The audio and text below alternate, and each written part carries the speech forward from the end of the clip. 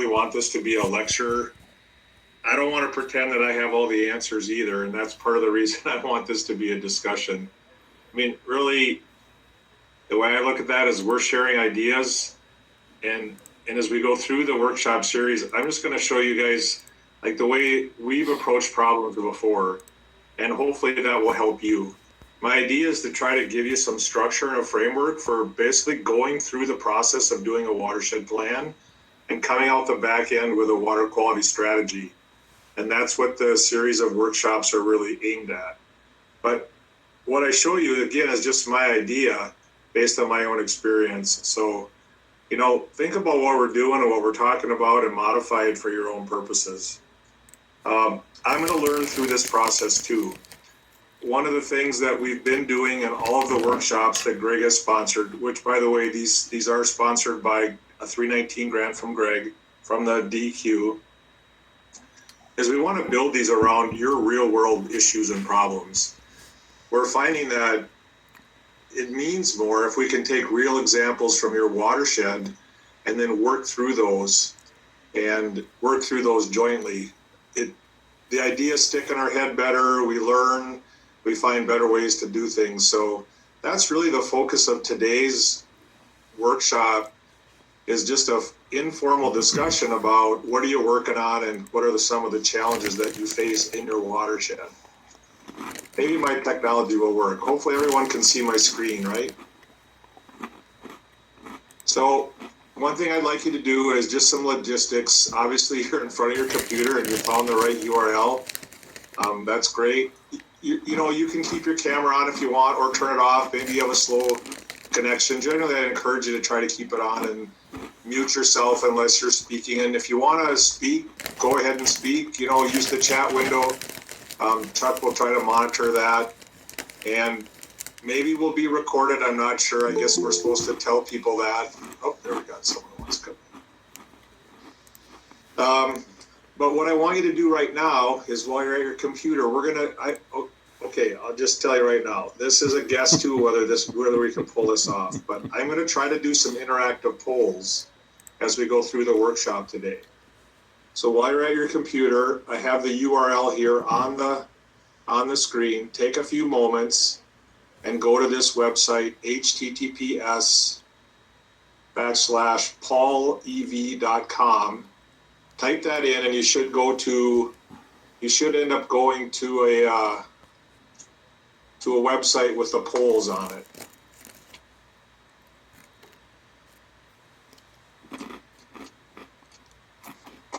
Okay, so I'm just going to wait a few minutes. And I don't seem to be able to minimize my screen here to start the poll. Always something.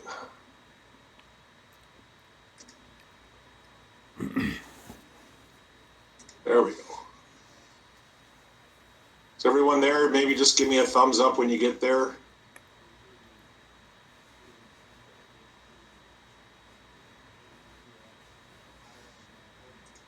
Okay. So we are going to do some interactive polls. As Chuck mentioned, and we'll come back to that in just a bit, as Chuck mentioned, you know, really what we're trying to do here is build capacity, and maybe I don't even know what that means, but, you know, build resources locally so you can more easily address some of the water quality issues that you're facing and develop robust strategies to improve water quality. You know, in discussions we've had with Greg we're hoping that as we go through these series of workshops, we'll improve the ideas and the thoughts about how we can actually improve water quality. These are intended to be short. If they last less than an hour, that's great. Mark, just a minute. I'm gonna post the link. Yeah, Here's the link again. I'll pause there a little longer. Can everyone see it? Mark, why don't you just copy and paste that into the chat and send a message to everybody, and then you just click on the link. Did you get there, Matt? Mark, why don't you just copy and paste that link into the chat so everybody has it? Okay. I'm sure I know how to do that. Yeah, you just highlight it. There it is. You got it.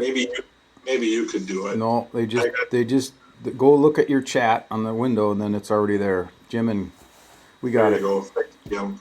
Okay. Except there's supposed to be an M in there, I think. Maybe you got it. They got it. Okay, I got like 3 screens going on, so it's hard for me to shell out of one thing and go to another. They got it. Okay. So again, this is around building capacity at the local level. That's really what we're trying to do. And you know, when I was thinking about this the other day, I was like, well, why do we want to even do this workshop?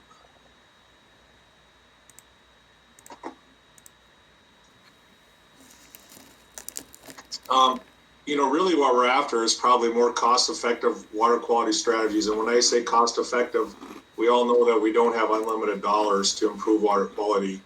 So we want to do it the most cost-effective or cost-efficient way possible.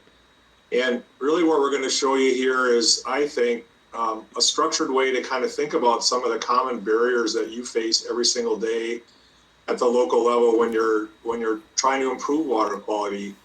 And, you know, some of those barriers that we hear when we talk to people are related to, well, really, where is the problem? Where are my problems? And how do I set my water quality goals? That's one of the things we probably hear more than anything is, you know, we've been involved in developing information for people to use, but it's only useful if it's helping you identify where to begin your work in a watershed and then help you set goals to achieve improvements in water quality and then decide where you want to begin your work and what it is you do. So that's really the focus of these workshops. We did kind of build these, or we're envisioning building these around the EPA planning process. I don't remember off the top of my head what the official name is of the document that EPA has. I can send that all out to you.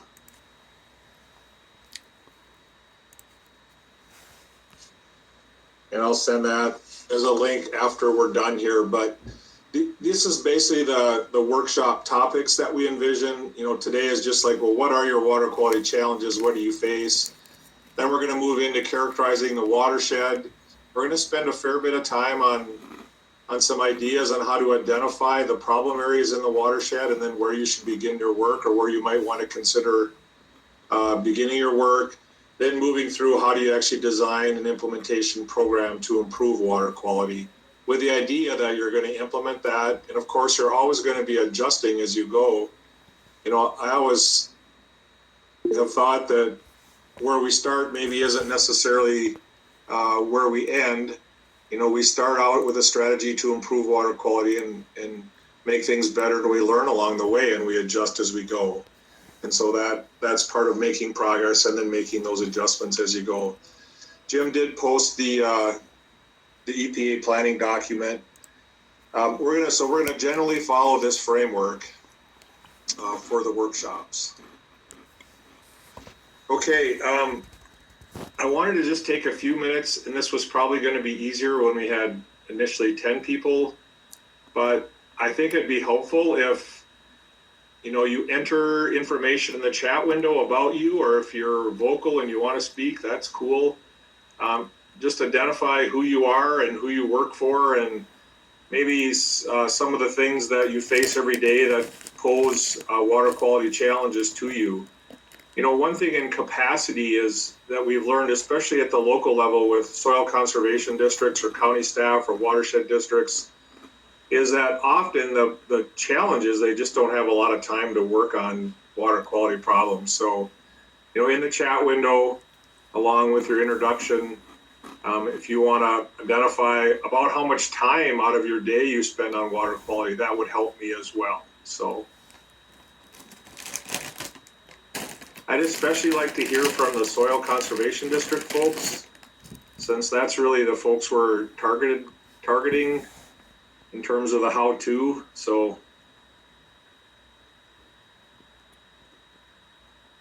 anybody want to introduce themselves? I guess I can go first. This is Yara Villanueva. I'm from the Welsh County Soil Conservation District, and I'm the watershed technician. I've been here for a little over 18 months, give or take. Sarah Johnston is the person who was the watershed coordinator before I was. But we have a lot of water quality issues around here. We have soil erosion that all contribute to like water quality problems, and that's one of our main goals to help reduce that. And right now we have like the no-till demonstration site that we're working with, and hopefully that will improve water quality issues through runoff and stuff like that. Percentage wise, I would say like maybe 90% of my time Okay, deals with 319 issues, but I still help the district with things here and there. great, thank you. Anyone else bold or brave? Yeah, Eric Dahl here in Cass County, soil conservation. I've been working in the Maple River for about 9 years.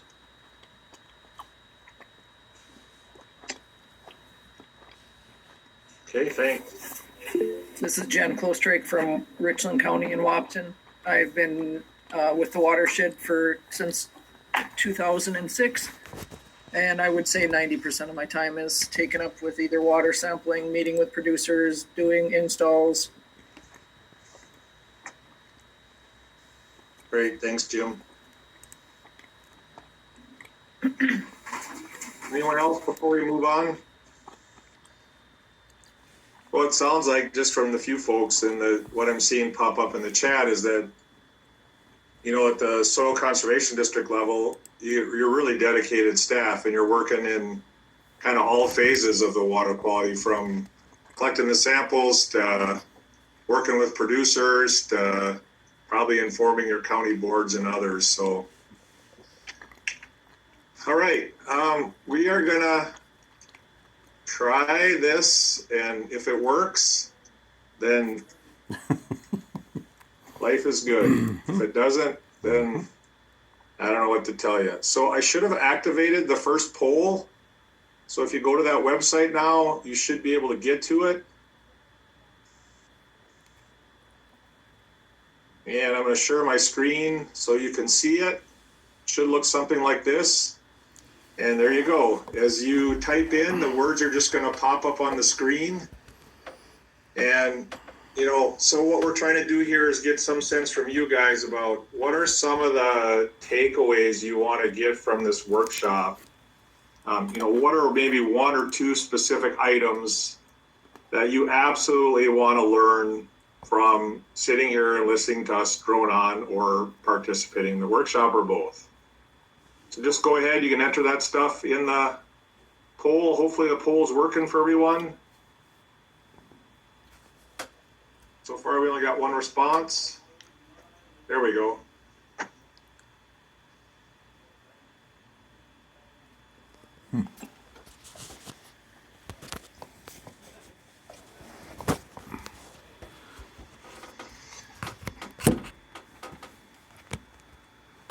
So we will be covering some information about new tools, more critically, probably how to match those tools up to the questions that are being posed, including identifying critical source areas, for example. How do you use the information that's out there to identify areas that are potentially causing the biggest source of the problem? We will be showing you how to use PTM app, the prioritized target measure application, as we go a little bit too. That tool is useful, I think, for interacting with landowners, in that you can see information about field scale conservation opportunities, conservation practice opportunities. I do want to stress that, you know, this really isn't a tools workshop. We are going to show you how to use information, including tools, to address some of the questions that you face every day. So anyone else want to enter anything into the chat window?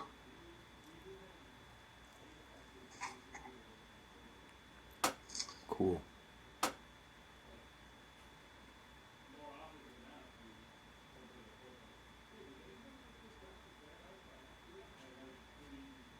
One of the barriers, obviously, you know, that I think you guys realize working at the local level is that the landowners are key to implementing. And hopefully we can show you toward the end of the workshop series the way you can use information to identify opportunities for conservation practices. I'm just going to leave that poll active and for a little while yet. And if I'm lucky, I'm going to switch back here. So I'll just leave that open. I purposely delayed the quote unquote instructors. I don't know, is instructor even the right word? Maybe, I don't think it is. But the workshops will be presented by Chuck and Grit and myself. Grit, do you want to just introduce yourself?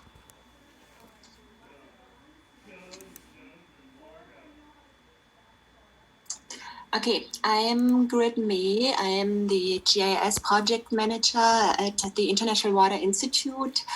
I'm here with the Institute for perhaps 15 years already, working with Chuck mainly and now with Mark. And I love all things GIS. So I do all the spatial analysis that is related to water quality. If you have any GIS problems, any questions, just contact me. We will send emails out at the last slide, and I'm very much here to help you. Okay.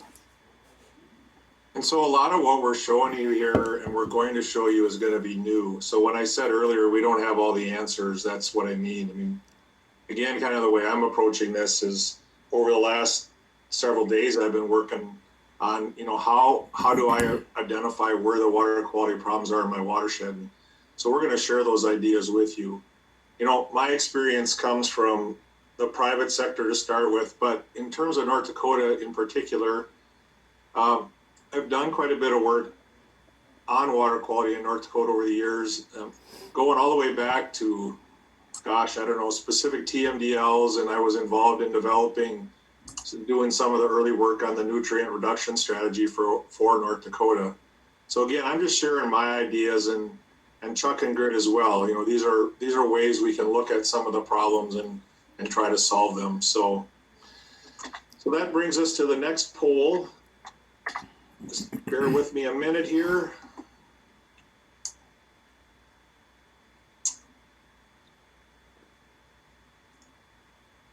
And so the next thing that we're going to try again is another poll that's focused specifically on the water quality challenges that you face. Hopefully the poll should be live now. The way this works is you can type in an answer, whatever that is, and then you'll see like on your screen, you should see like a thumbs up and a thumbs down. And so as people type in what their challenges are, you can actually use the thumb to vote. And the screen will reorganize as you vote. Is anyone able to get in there and type one in? And this could be, you know, conveying information there. I was just going to say, honestly, conveying information to the landowners. It could be, you know, lack of funding because Greg doesn't give you enough money. It could be, you know, one of the things I was thinking of before is just how much time you have available, or maybe how many staff you have. Maybe getting stuck like on, you know, you don't know how to really like rank the water bodies in your watershed in terms of which ones you should work on first. Could be anything from, you know, technical to administrative. So could be information, right? You just lack the information that you need to inform landowners or whatever the case might be. So we got a few responses. Again, if you want to, as they pop up on the screen, you can vote. So you can use the thumb up or thumb down, and then that will reorder them as you see them on the screen. And you can vote more than once as well. So it's kind of interactive. By the way, it'd be fun to get some feedback on how well you think these polls work as well. But so we're starting to see landowner interest rise to the top. And, you know, we're not going to improve water quality anywhere without having landowner acceptance and interest. Maybe that's something we can make sure we incorporate into the workshops as we go, is how do you gain that interest? how do you use information to contact the landowners about whether they would consider, doing something on their particular field or on their particular farm.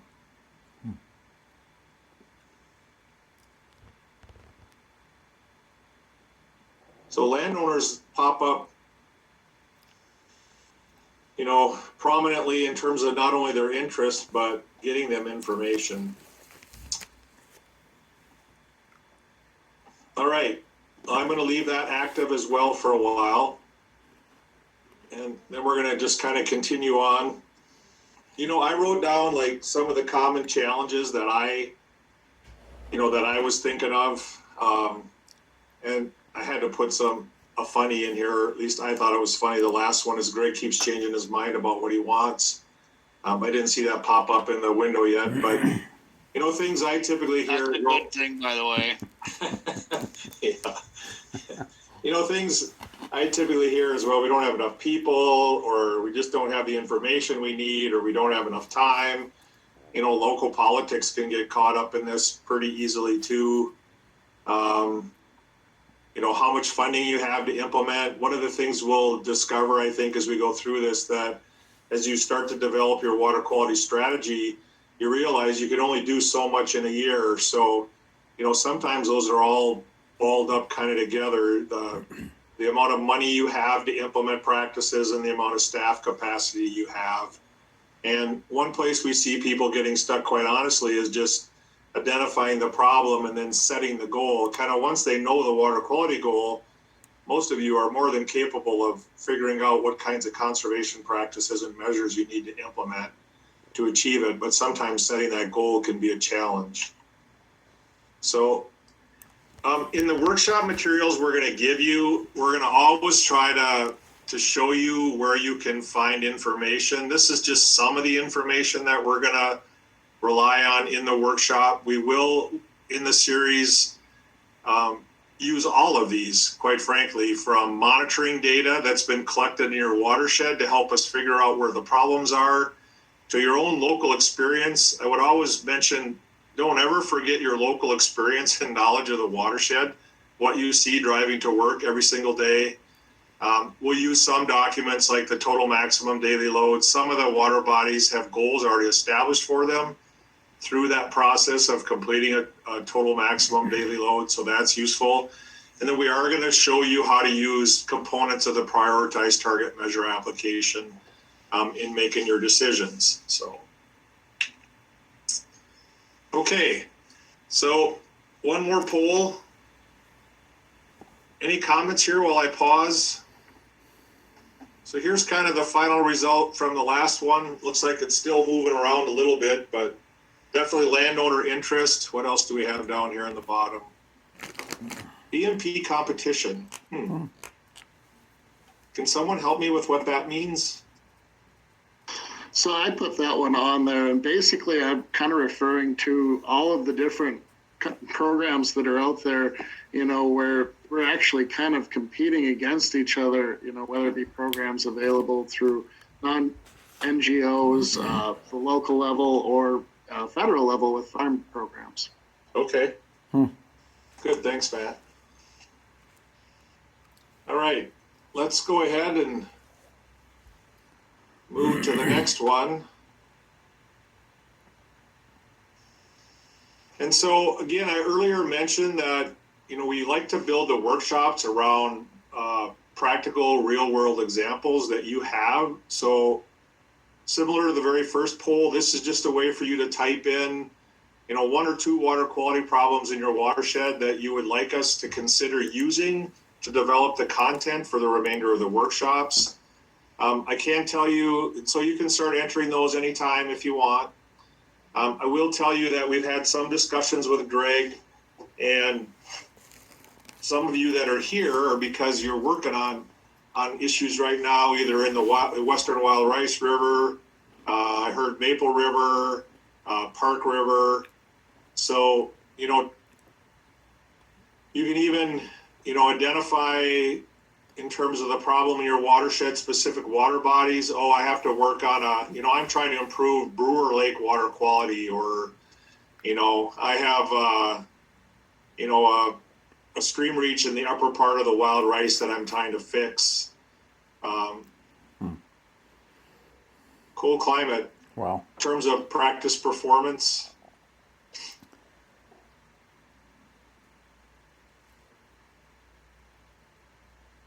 what about specific geographic areas where you're working, you know, a part of a watershed, or maybe even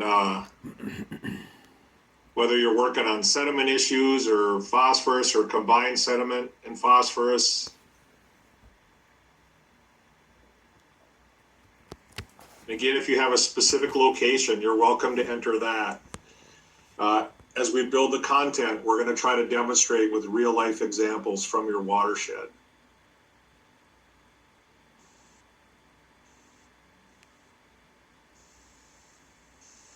Any others on that one?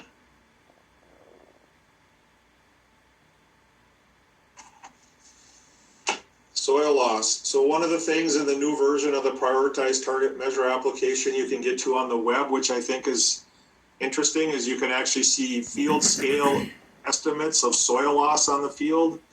One thing I'll share with you is we've had some luck working with producers and farmers on showing that to them and then overlaying those on top of their yield maps. And that often can lead to a discussion about, you know, what are the opportunities there to improve their farm operation.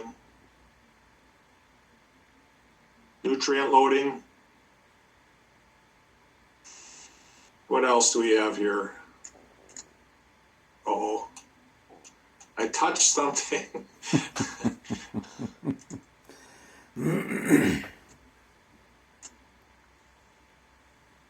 I honestly don't know what I touched. Must be some sort of a Zoom feature here. All right. Well, so far the polls seem to be mostly helpful, but all right. So that is the first workshop. I mean, I told you we wouldn't necessarily take an hour. What we're going to do next in the next workshop is we're going to start on the next step, which is describing your watershed.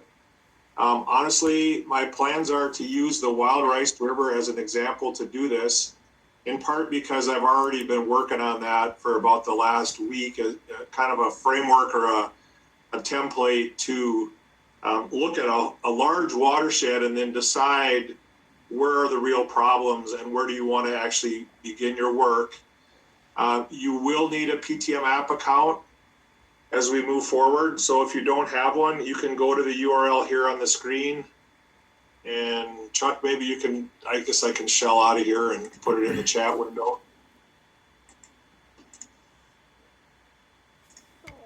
Whoops.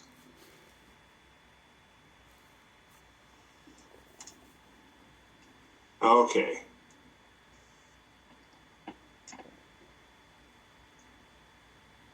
Oops. I got something else going on here.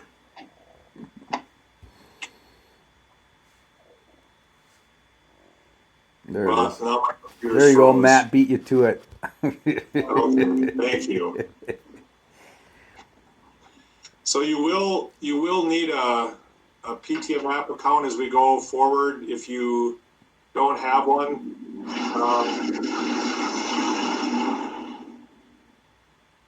Though there is new data up on PTM app that shows conservation practices and other things, so we'll start to show you how to use that as we move forward. Again, I want to build this around kind of your local examples. And if you think of something that you didn't think of during the discussion today, you know, you can drop me an email. You know, maybe later on today you think about a specific water body or a more detailed problem that you want us to consider to develop the content around. Just drop me a note and we can definitely do that. So there's one last poll. And that's how good we're doing.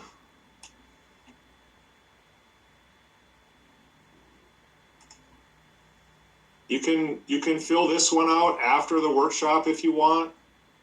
It's just a simple poll on presentation feedback. Are you finding these useful? Again, you don't have to do this now. I'll just leave this one active, and you can fill it out anytime at your leisure. So These are important for us, you guys, because we really struggle with we struggle with whether or not these are effective or not, and that's why we're trying to do things a little different. One is they're going to be shorter and more of them. That'll be one of the big ones, but these are important to fill out. So, does anyone want to add anything today?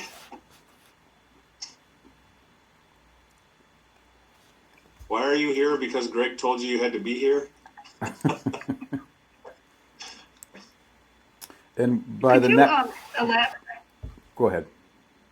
I was wondering if you could elaborate on, you had mentioned the yield map layer. Now, this is something that we get proof from producers that they have their yield data layer, but I was thinking we can't really use that because there's proprietary information there with the John Deere, whoever they're working with. Is this something you work through and you can get that layer and put it on and look at it compared with LiDAR and soils and so forth? Well, if you know the producer, they may share that with you. You know, we did that in one of our other projects. We just did it around the coffee table with the farmer themselves or with the producer. And so as we get a little further into this, you know, we'll be able to show you some ways you can, for example, see if there's like high erosion loss rates in their field. And then we would take those maps to the farmer and sit down with them and just ask them kind of the flip side of it. Well, what's going on here? I mean, how are you doing farming here? Depressional areas are another one where, you know, they may be experiencing considerable drown out. But we've actually taken products to them and say, here's a map of your soil loss rates. Here's a map of where the field ponds, where you probably have poor drainage. And then we've been using those to create that dialogue with the farmer about, well, what's going on with your yields there? Are you making money there? Or, you know, should we be thinking about how we boost your revenue or boost your, you know, your profits in those portions of the field? So we haven't typically got those electronically, but we've done that more just interacting with the farmer. Did that answer your question? Yeah. I was just interested if anyone has really been able to do that, because I think that would be really valuable. I mean, to actually put it on a GIS layer to show that link to them, rather than having one hard copy here and one hard copy. Yeah. You know, but we'll work on it. We've also done that just by asking them about to draw. Sometimes they have zone maps for their fields that reflect yields as well. So rather than giving you the details about what the yields are, we've had them mark up what we call zone maps and identify the yields by average, above average, well above average, below average, or way below average, and just kind of categorize that. You can kind of get to the same discussion with that, using that, and then you don't have to see the actual yield data. Okay, thank you. Yeah. Any other final comments? I apologize for the technological glitches. I'm definitely not savvy. I'm shocked that the polls seem to have worked. Again, I'll leave the last poll open. We're going to try to incorporate these in just because I think it helps discussion, and probably because I've been listening to Abby Wick with NDSU Extension, who's been using these and trying to come up with new ways to engage people online because of these meetings. You know, it's hard. It's much easier in person when you can look at someone's face and get a sense of maybe their discomfort level or comfort level. It's much harder in a Zoom or a electronic media. All right, one last shot, anybody? So again, the next one, they're going to be for every week for a period of time. The next one will be about describing your watershed. I'm already working on the content for that. If you have a specific area you want me to think about and using that as a demonstration, I'd be happy to do that. Remember to get a Zoom account or a Zoom account. Don't Get a PDF app account. If you don't have one, you can go to the website and just request an account. That request actually goes to Grit, and she can get you a password. So thanks for listening, everyone. Thanks for participating. Have a good day. Thanks, everyone.